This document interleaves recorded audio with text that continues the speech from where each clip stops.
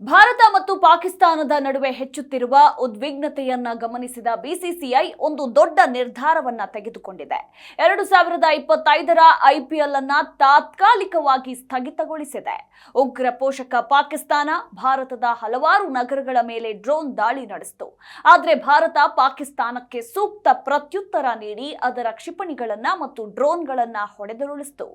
ಆದರೆ ಈ ದಾಳಿಯ ಪರಿಣಾಮದಿಂದಾಗಿ ಧರ್ಮಶಾಲಾದಲ್ಲಿ ನಡೆಯುತ್ತಿದ್ದ ಪಂಜಾಬ್ ಕಿಂಗ್ಸ್ ಮತ್ತು ಡೆಲ್ಲಿ ಕ್ಯಾಪಿಟಲ್ಸ್ ನಡುವಿನ ಐಪಿಎಲ್ ಪಂದ್ಯವನ್ನ ಅರ್ಧಕ್ಕೆ ನಿಲ್ಲಿಸಲಾಗಿತ್ತು.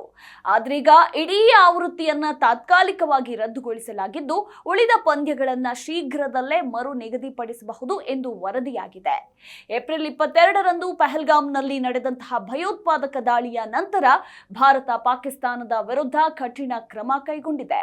ಭಾರತವು ಆಪರೇಷನ್ ಸಿಂಧೂರ್ ಅಡಿಯಲ್ಲಿ ಪಾಕಿಸ್ತಾನ ಮತ್ತು ಪಿಒಕೆ ಅಲ್ಲಿ 9 ಭಯೋತ್ಪಾದಕ ನೆಲೆಗಳ ಮೇಲೆ ದಾಳಿ ಮಾಡಿತು.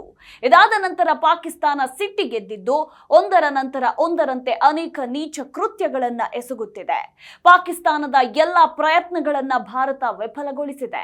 ಆದಾಗ್ಯೂ ಮುನ್ನೆಚ್ಚರಿಕೆಯ ಕ್ರಮವಾಗಿ ಐಪಿಎಲ್ ಪಂದ್ಯಾವಳಿಯನ್ನ ತಾತ್ಕಾಲಿಕವಾಗಿ ರದ್ದುಗೊಳಿಸಲಾಗಿದೆ.